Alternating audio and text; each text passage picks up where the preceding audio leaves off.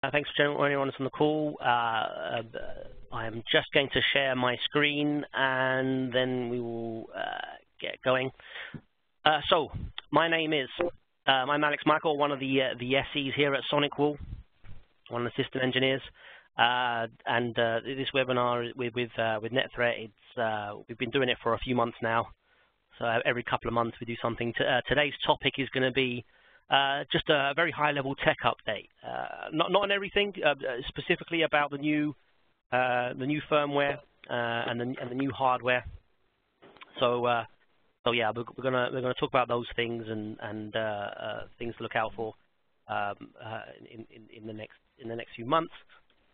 If there's any questions, then please wait to the end. I will be muting your lines, I should say. So yeah, if that's okay, if you haven't already done so, go ahead and mute your lines, because I now can't find where it is. Oh, great. 1 second. Where is it gone? Manage panels. No.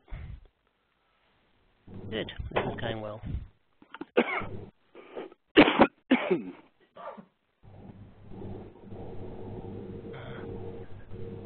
There we go. Right. Muted. Okay, so as I say, we're going to talk about the new hardware that's coming out, the new firmware, and again Q&A at the end. All right. So let's talk about the new platform. So for those of you who are familiar with SonicWall, we've just released as of a week ago the new 2650. We've got some slides coming up of that. And in order to facilitate new hardware, it's also come along with the new firmware version, which is 6.5. For those SonicWall users on the call, the existing firmware, the existing recommended firmware, 6.2.7. There is a 6.2.9. We've got some additional features, but 6.2.7 is currently the general release. So there's been a little bit of a jump there. There's no particular reason why we've gone 6.2.5 other than, to keep parity with the fact that the new unit is called a 2650. I don't know why. We don't need to see the camera. Thank you very much. Please disable your cameras. I'm not quite sure how to block that, but yeah, go ahead and do that for us. So let's talk about 6.5. It's just been released. It's the most number of enhancements that there's been in a firmware release in SonicWall history. I've been with SonicWall for 3 years now, but I'm told with confidence by product management that is the case. We're going to go through some of these now in this session, but maybe perhaps some of the other stuff will come up in a later session. All right, so 6.5 is available on all the hardware. So it's not just the new SonicWall 2650. It's available now from your mysonicwall.com account, 6.5, and there have been various iterations of that. Cosmetic releases currently running at 40 N. Okay, there's been the majority of the number of the enhancements are wireless enhancements. We're sort of moving into that space where we can do wireless better.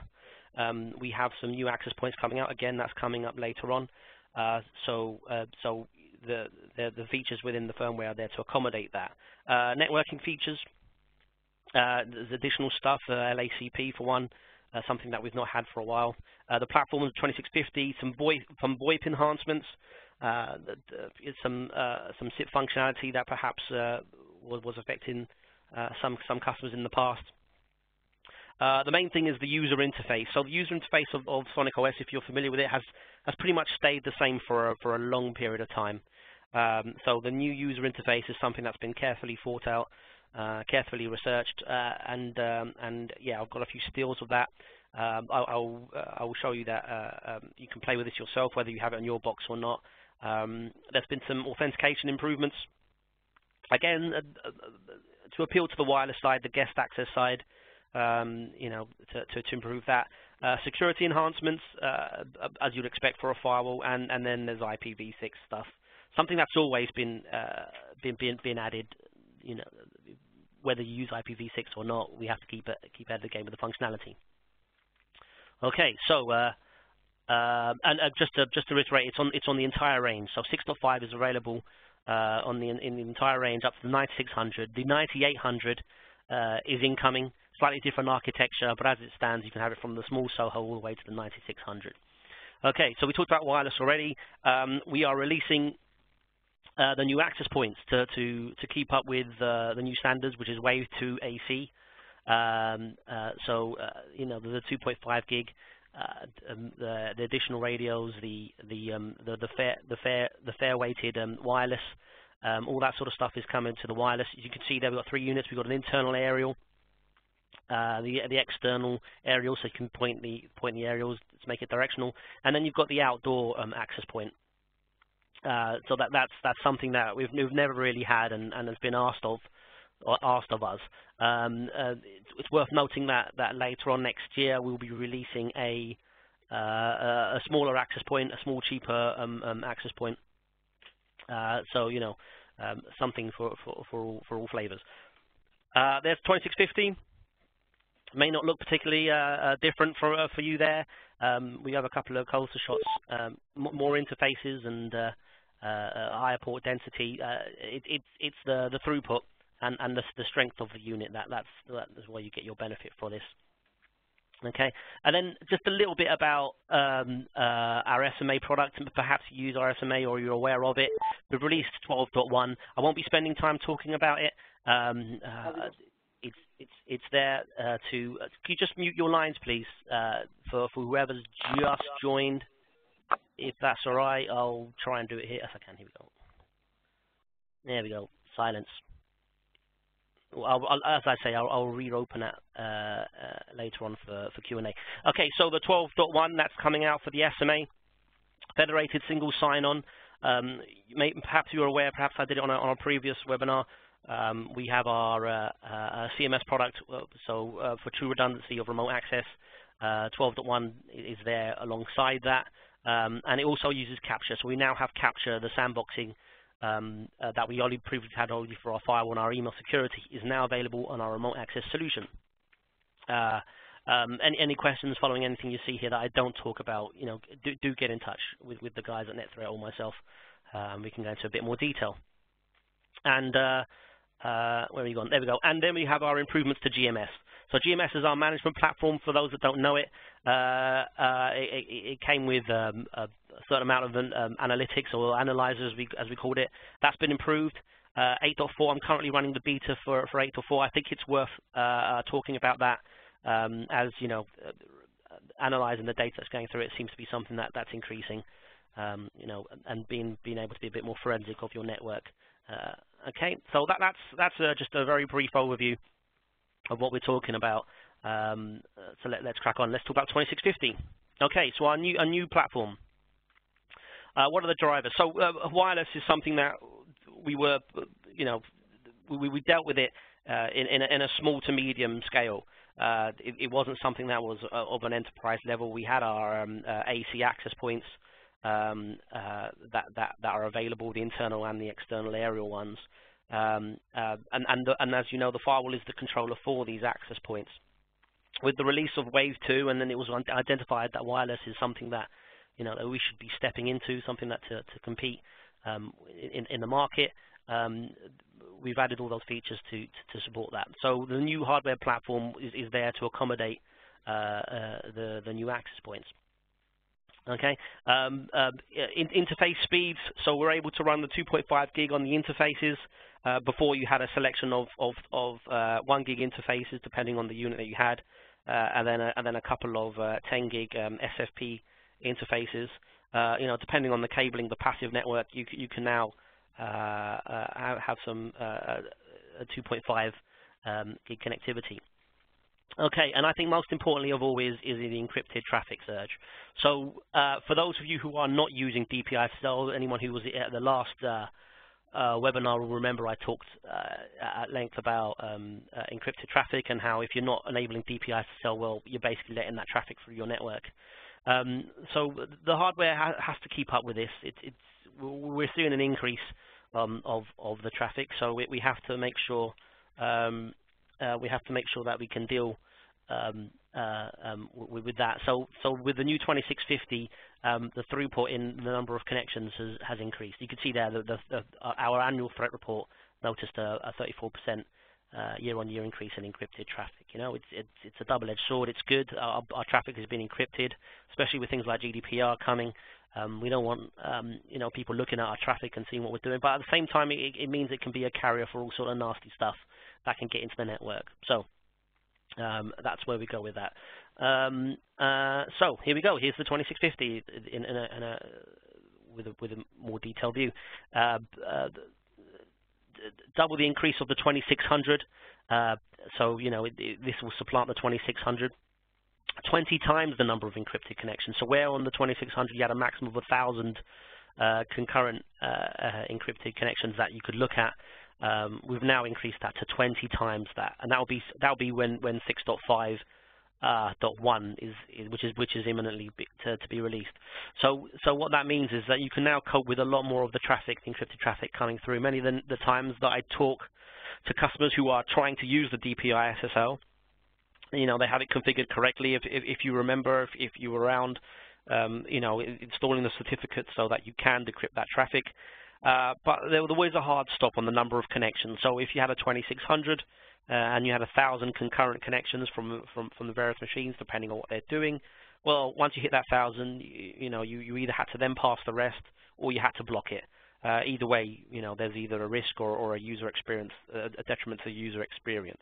So 20 times that on a unit, it's considerable, and it means we could be on top of the game. So when you have a requirement to decrypt traffic, you want to make sure you have a box, and you don't want to get a box that's too big, too expensive. You kind of want to do it tailored to your network needs, and that's what the 2650 is there to do. Importantly, it's got a redundant power supply. It's not something that we've had on our mid-range units. So if you have a look at the back, there are two slots. I think we actually got some on the next slide. Let's have a look. There we go. We have 2 slots for power supplies. It's not hot swappable, but arguably that's, if you're changing a power supply, then you would have made a decision. It means you can keep it means the unit's uptime is guaranteed in a power a power event as long as they're connected to different power strips. And then obviously we have the expansion and modular storage slot. So you can just see it there with the orange screws right there. The expansion module, what's going to be able to go in, still in discussion. It depends on requirement. There is talk of an E1 T1 connection for a direct lease line connectivity. These slots have existed on previous units, but it's based on demand, so nothing unusual there. But what you also see there is a capacity for an SSD drive. It comes pre-populated with a 16 gig storage, and you can go up to 256 gigabits. So it means that you can now store data on the firewall. Now, the nature of that data, it could be quite simply the stuff that's usually held in volatile memory.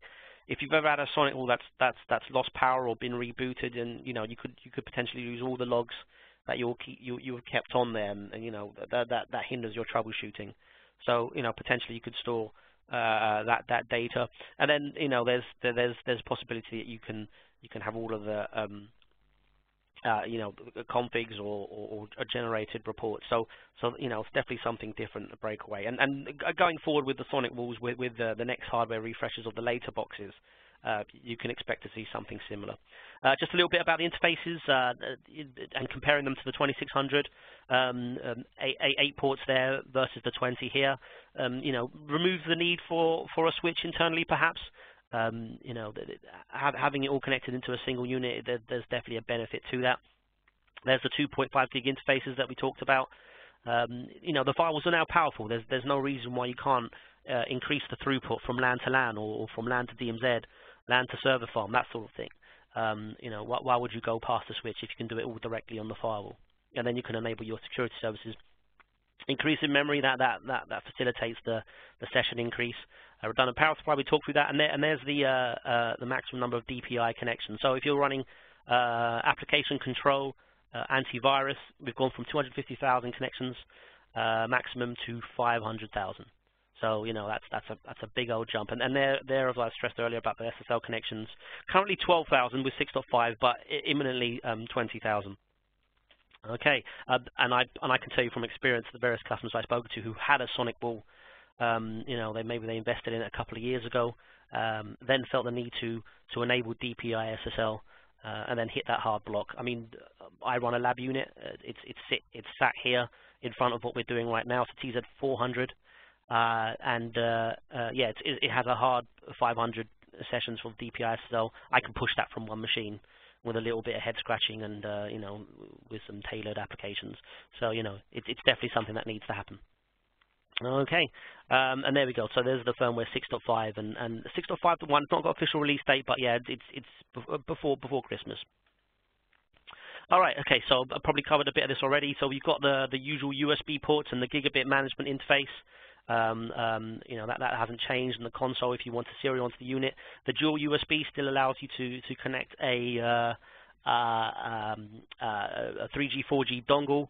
It often comes up that this unit's going to be sat in a comms room. What use would a 3G, 4G dongle will be if there is no connectivity, if you don't get a signal? And it's coming up in the access point slide coming up. You can now connect the 3G, 4G dongle onto the access point, the new access point. And since that's sat outside, with a clear signal, that might be the way forward. And that you can still use as a separate WAN connection. Okay, there's the 4x 2.5 gig SFB ports, and the copper ports, and then you've got your 1 gig interfaces. Okay, I suppose this would have been a better picture to talk about the expansion modules, and this is what it looks like. All right.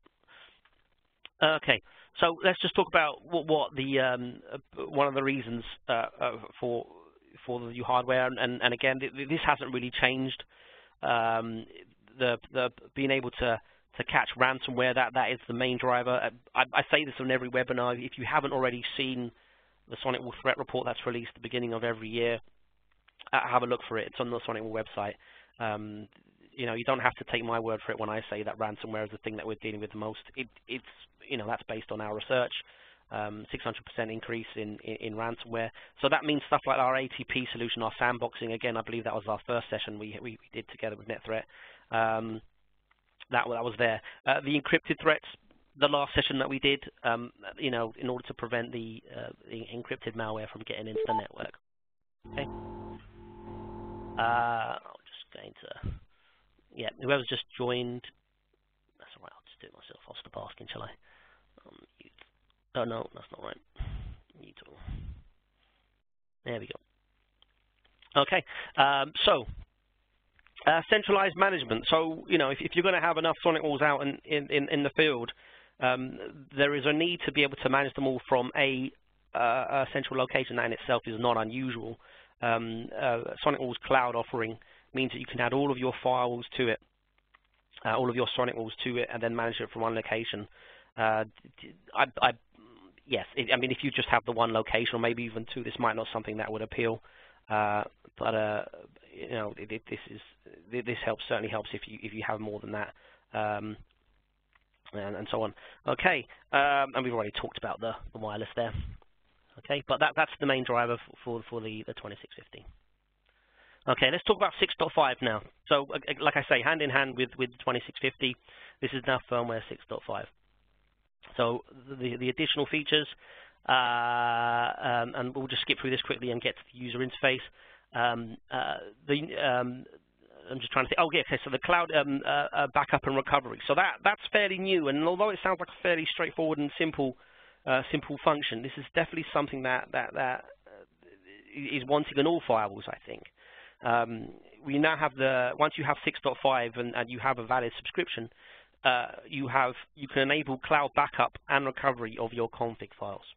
So what does that mean? So you're making a change to your firewall. I can imagine that there are times when you have your firewall and maybe you've configured it and then you just leave it, and then no one touches it for a few weeks and it stays there and it does its job. I would suggest that is not the case, and that hasn't been for a long time. Keeping tabs on your firewall, checking the logs, maybe implementing new rules, adapting to new signatures.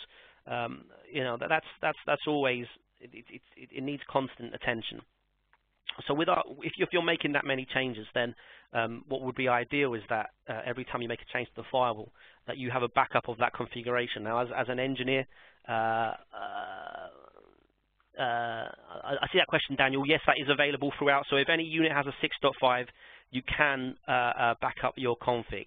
I'm doing it on my TZ400, so get it up to 6.5, which is, like I say, available on my SonicWall.com, and then you just click on the config screen for backups, and then you can set that. So once you set the cloud, enable the backup for your firmware, we can then store up to 30 iterations per firmware version of that config. I mean, that's great. It means you don't have to do a backup every time. As I was saying, as an engineer, one of the dull parts of the job would be, you'd make a change to a customer firewall, however minor, however serious, and it makes sense to have a backup so you can roll back and so on. And the deal is, if there's a version of config that you make a mistake, if I'd ever made a mistake on a customer config, you could roll it back. And just as importantly, I guess, if the firewall has an event, maybe it loses power, maybe it breaks, maybe it's stolen. I've been working long enough to have gotten calls from customers who said their firewall was stolen, they needed a replacement. And the config was stored somewhere, not stored somewhere. Well, at least now you can go to mysonicwall.com, log on as your account registered, and download that config. And what we'll do, we'll get to the end of this, and then when we have the Q&A, I'll jump on a demo unit, and then I can show you how that works. Okay, Daniel, I just saw a question from you. It was regarding how reliable and how buggy, I think, was that. Well, I mean, obviously it goes through vigorous testing. It is new. It is a wee code. It's currently on 40N release of 6.5. I'm running that. I've been beta testing all iterations in the last sort of 6 months or so, I guess. Yes, I mean, if it wasn't stable, we wouldn't release it. Now, that doesn't mean to say there might be issues. It's a feature release. It's fully supported. If you have 6.5 in your firewall, and again, I have a lot of customers who do, and they're happily working, and I haven't, and I've heard lots of good things about it. You'd be able to log a support call and get it sorted. I've not had a situation where a customer with 6.5 has had to roll back.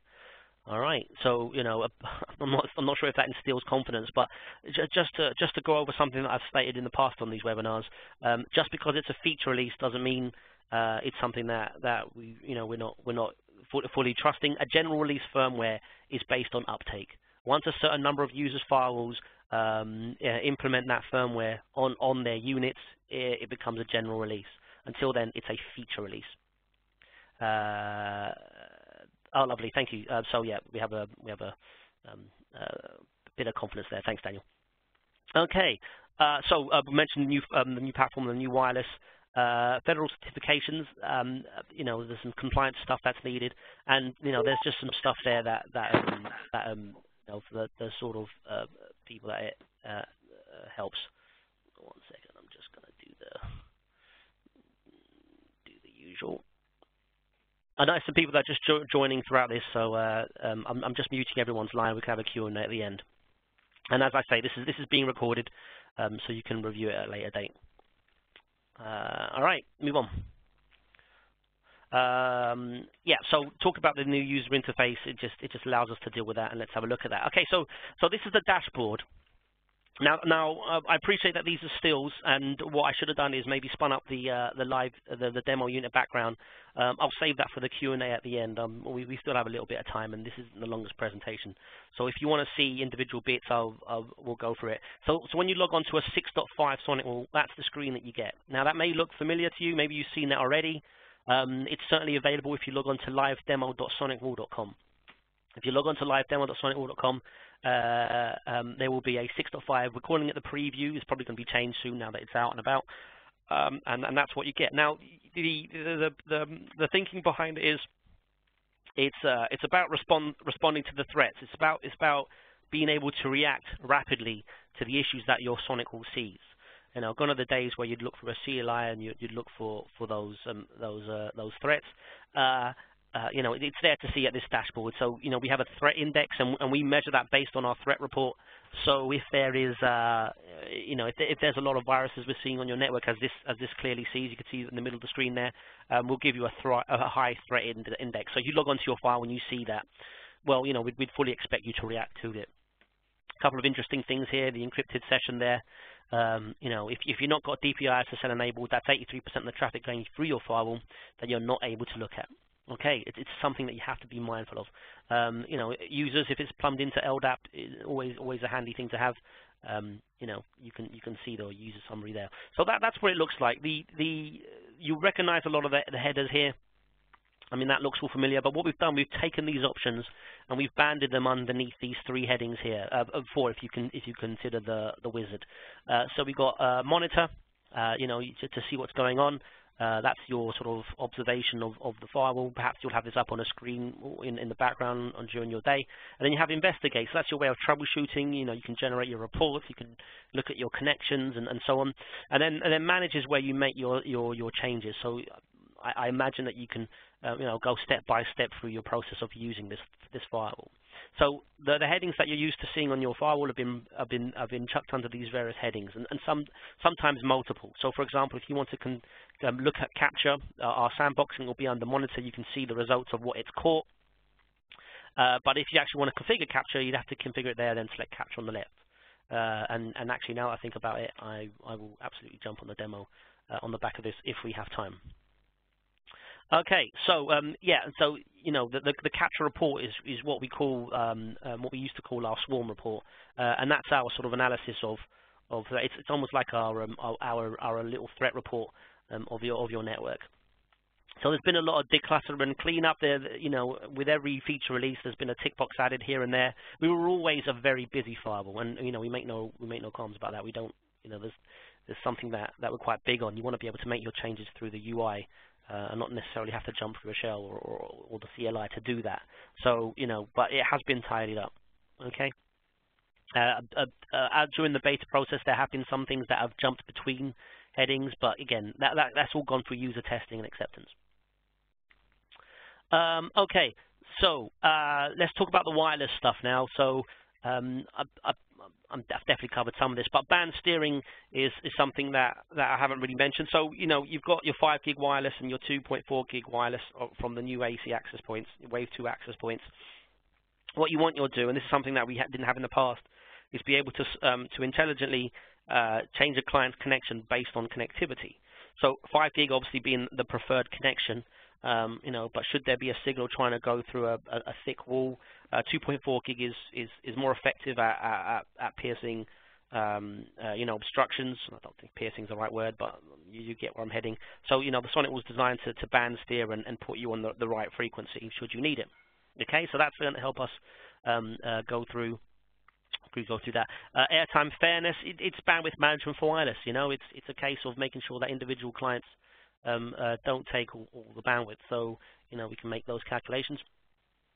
And something that's quite important that that a lot of people don't realize is we're now MIMO, so it's multi-user. Whereas before, with previous technology, it's only one device can connect at a time per aerial. Now what you've got on is multi, so they can connect at the same time. There are some numbers of how many we can, and they're on our data sheet. I don't have that information with me, but it means that the new access points can have more concurrent connections. All right, so this is all there to help us deal with that, deal with the demand of larger networks. Okay, let's move on. Oh yes, of course, almost forgot. Built into 6.5 is the floor plan view and management. So it's almost well, I call it site survey light. When I talk about this with customers, I mean, there's no replacing a decent site survey when you're doing a wireless installation. But I mean, it's not really practical if you've got a couple of rooms or a small business unit and a little factory on the side, a little storage area, I should say. So you can do your floor plan view and management. You can get your walls in place. You can tell it the rough idea of the thickness and the location, and the firewall with the built-in floor management will will tell you the sort of coverage that you need and give you a rough idea of where you place your access points. That's there to deal with that, the added cost of having to get someone in and just removing that need to guess. So you can do that. That's all built in. That's one of the features that you get on there. And you also get the extender, so the ability to bridge between wireless connections. So if there's an access point at each end, there's no reason why you can't boost across certain distances. All right, so just to talk about some other features that are on there. This is a dull slide, but we'll do it anyway. Multiple LDAP domains. We've typically before 6.5 only been a single LDAP domain on the firewall. Now that's usually enough, but there can be requirements. Perhaps you're in a service office, that sort of thing, where you need multiple LDAP domains. So that's now available. 6.2.9 actually that came out, but yeah, 6.5 that allows you to deal with those sort of multiple tenant scenarios. Okay, we've already talked about the wireless stuff for the retail warehouse deployments. LACP I mentioned under the new switching. We always had port sharing and load balancing across ports, but LACP was always the standard, and we didn't have that on our small to mid units, and that can be a difficulty, especially if you have LACP running on a switch network. There can be a reticence to a change, and I've had to have that conversation many a time. And for those who are familiar with it, we still have our Dell X series that connects to all of our files with 6.5. Only now with 6.5 you can add an additional number of switches. You can have up to 4. You can daisy chain 4 switches. And for those of you who aren't aware, it means that through the firewall interface you can manage the Dell switches, the Dell X series switches, as if they were additional interfaces. Okay, so so multi-tenancy is something that we were before our direction changed slightly. Multi-tenancy was the need to have virtual firewalls built in into a single appliance where you can split it and offer that to different tenants. We're late to the game for that. Some of our competitors do that. We were working on it, but with the imminent arrival with the virtual firewall, something that's coming, well, I'm hoping to be testing it into the next couple of months, something that's going to arrive next year, early next year, that need isn't there anymore. So we just have stuff like the multi-domain I've already mentioned. The separate security zones have always been there, and then we have the virtual wire mode where you can, you can stick a connection and sniff traffic as it goes through. All right. This is about the SSL VPN, the true clientless. If you are doing a VPN to your SonicWall, there is a client, the GVC client, perhaps you're using it. I'll be honest, the majority of my conversations when it comes to client VPN is SSL. Why would you not use that? The 2650 6.5, you still have 2 free concurrent connections available with every unit, and then you buy additional licenses, range 1, 5, 10, 25, I believe they are, and NetThreat can help you if you're interested in the price. All right, and that goes with your smartphone, your tablet to do that. Okay, so API. So there's now we're now opening up the API for 6.5. It's something that's being developed. It's still at very early days, but it means that you can you can configure some application to the firewall. So you can set it to respond to threats and to the traffic that's coming in. You can teach your firewall to react accordingly. So watch this space on that. It's definitely something that we're expecting to see more of. As it is, it's there in a basic functionality, and again, this if you want more detail, it's in the documentation. And wireless bridge, I've already mentioned that there. Okay, so just to talk about the access points a bit more, as our friend with the strange binoculars of what we need. Wave 2 access points, you have to keep up with the standards, and it means that with the multi-gig throughput of the 2650 and the sort of bandwidth that the Wave 2 access points have, it means that the firewall is no longer a bottleneck for that traffic. I mean, it seems a shame that you have these very fast access points and then it disappears into the firewall, and then that gets throttled at a gig. So coping with that throughput is the drive here. All right, and there are some examples of some apps that really will use that multimedia. Perhaps you have some video streams, multicast, and so on. A little point there on the top right about Internet of Things. There's various devices that not just webcams anymore. I recently did some work with a factory, a paper mill, and this place is riddled with little sensors and control units and so on, and they're all wireless now. There was a time when they would be all plumbed in. They're all wireless, so you have to have the capacity to deal with that sort of thing. We're not just talking about your fridge or your cooker and so on a small scale. Okay, so this is the SonicWave series. One thing I didn't mention earlier, so that's Wave 2, 4x4 aerials, and there's the 2.5 gig interface, and then we have the outdoor option. So this is what they look like. If you invested in the AC series, it's still supported, just like the N series. If you're going back even further, is still supported. So they are options. These are optional. You don't feel the need to just to replace your newly installed AC access points with the new Wave 2 with A2 range, and you can see there 432 I and E and O, which is what they're called, and we're calling them SonicWave. That's the new name. So the Sonic points are the AC ones, and the SonicWave are the new ones. Okay. All right. So we're coming to the end, but just a very quick bit about management reporting. I don't have any slides. It is my intention at the next session, which I will. When are we? October. The next one, which is going to be probably pre-Christmas. I'm hoping to do a session on our new management when it comes out of beta. So a new reporting. So I've been playing with it. It's very exciting. But just a little bit about what we're talking at. It was felt that while we always were able to report on our GMS and our analyzer technology, there was always a lack of friendliness, let's say. It was techie friendly, but not user friendly. And I have many customers at schools, and I have customers who, I don't know, perhaps the HR officer needs to have a look and see what the file was processing, because it's something that really a techie wouldn't do, or a support engineer wouldn't do. So it's been made friendly. I can tell you that it looks very familiar. You can click on users. You can see the amount of bandwidth a user is using, amount of connectivity. So this is stuff I'm playing with at the moment. It's also been changed to deal with the new Sonic points, the Sonic waves, and you can do your sort of floor plan design on there.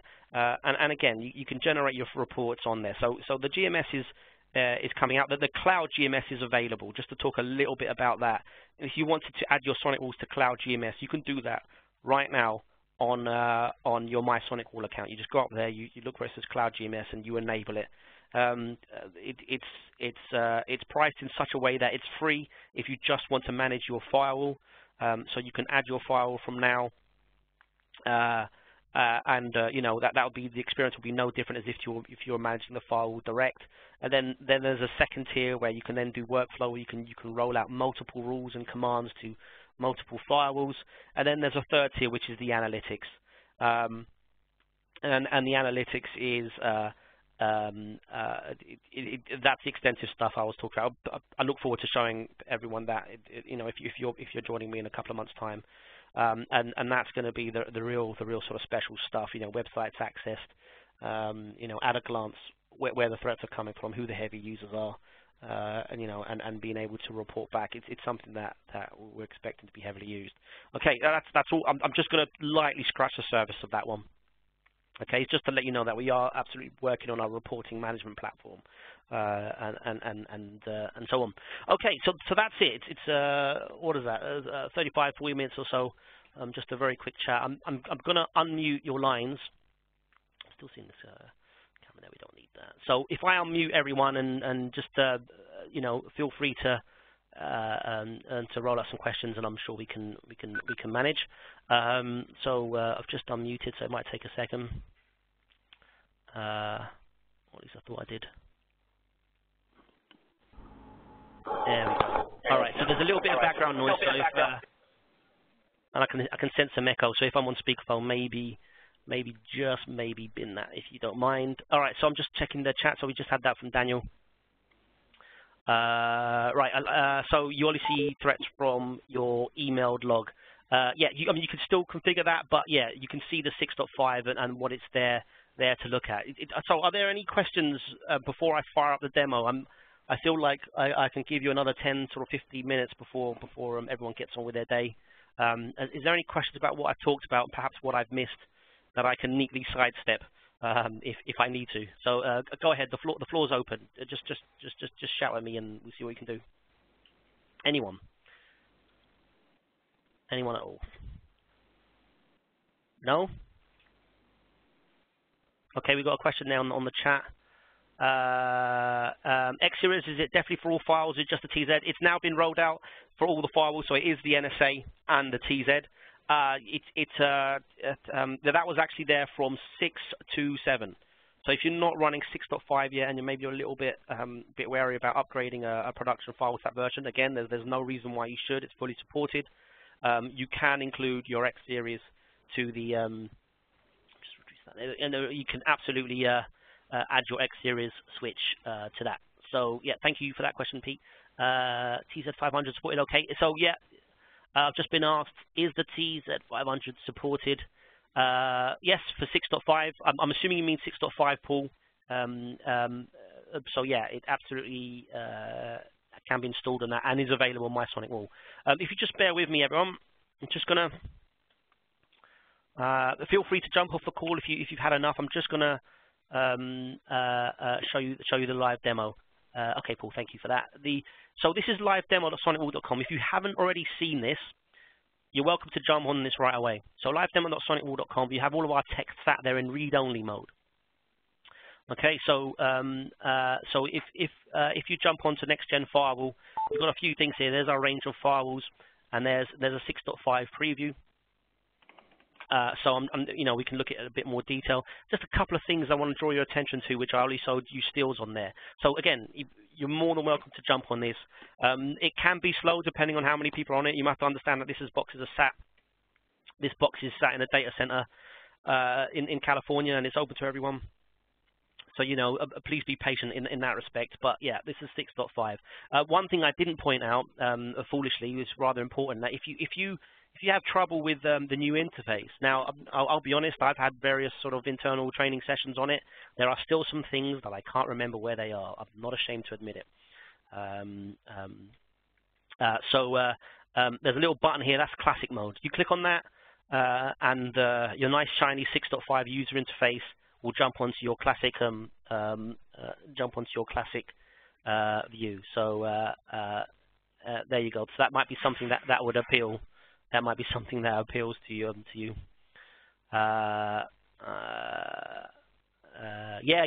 Absolutely, Pete. It's absolutely deemed necessary. I can't promise that it will be there forever. It's very possible. It's possible that switching to the classic mode won't be there on later versions. But yeah, I can't imagine it disappearing. I just saw a question there about VPN user access. So under the users, if you can expand on the users and see it there. So if I look on user sessions here under user access and SSL VPN sessions, and again, let's hope this unit doesn't let me down. Yeah, so and there's none connected to this particular one, but yeah, you can see access on the dashboard. Oh, so in answer to your question, no. So that's not on the dashboard directly. You have to jump onto the user session display there. But it's what it is. We got this nice top 10 riskiest application thing. I've seen this in some customer sites. You can see they've got a various rating. Dropbox has got a 2 because they don't do scanning and it's encrypted. So arguably it's you got to be careful with that. But I've seen these with lots of 4s with torrents and viruses and so on and so forth. So and you're probably all familiar with the various applications that we identify. Okay, just very quickly, a couple other things. I know we're coming up to the end of our time. I've already forgotten where it is. Here we go. Under Manage and Firmware Backups, I talked to you about the config backups in the cloud, and here is where it's done. So here we go. You can see 6.5 40N. There's three configuration files. There's 2 for 38N and 36N. So these are all in the cloud. So what it means, you can now download these from mysonicwall.com. Yeah. So it's there. It's safe. It's secure. It's encrypted. And with your username and password to mysonicwall.com, you can get a hold of these config files and roll them out accordingly.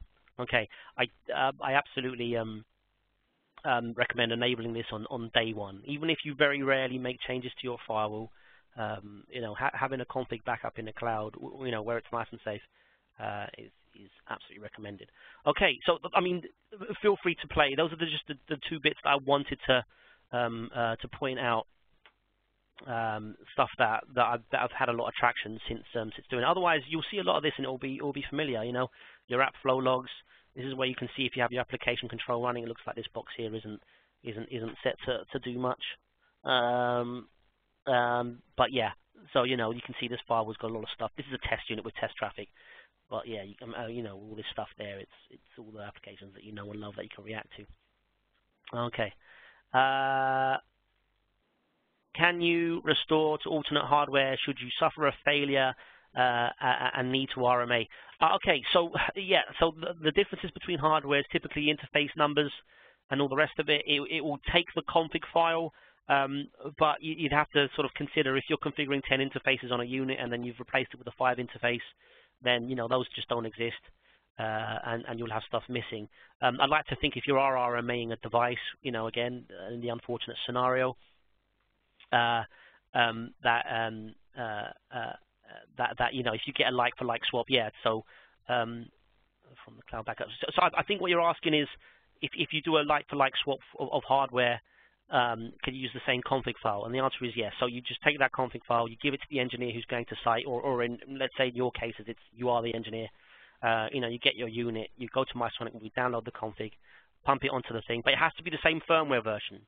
That's why we do backup for iterations from the different firmware versions, because it will be a damn shame, if you did a backup on a version of firmware, and then you upgraded it, and then you don't have a backup of that firmware version, then you get a box in, because you then have to jump on that firmware and so on. And although that's fixable, you can get the firmware and get it onto the box. There's no reason why you can't do that. You kind of want to be ahead of the game and have the config for the latest firmware and do it that way, if that makes sense. Okay, that's correct. Yeah, so the cloud backups are accessible from mysonicwall.com. Okay, I won't show you it now, just since we're coming up to the end. But if you log on, you go to your products, you find your serial number. Currently, we still list it as a serial number. And I'm not.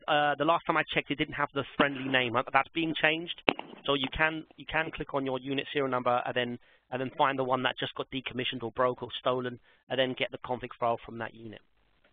Okay, so I believe that answers that. Good. If there's any other questions, whether it's in the chat room or on the voice chat, I'll open the floor and I'll go silent for a few seconds. It is possible I can shut up, so I'll just let you guys mull over it maybe. I mean, the silence is the sound of happiness. That's what I always say. Okay. Okay. Thanks, Pete. I appreciate that. So I'm conscious that it was very high level, and there's some stuff that I didn't really dwell on. But I mean, these sessions are tasters, and we're there to sort of whet your appetite for something that maybe you haven't tried yet. There's a whole bunch of features there that if you haven't been looking at the emails that Sonic will send, or maybe you haven't checked our website, there are stuff there that are there to make your life easier and safer. So that's what these sessions are for. So that's just a little opener. Any more questions? Get in touch with the guys at NetThreat. Get in touch with myself via NetThreat, and we can help out. And if you've got a scenario with your network, perhaps you're going through an expansion and so on, yeah, we can absolutely have a chat about that. All right.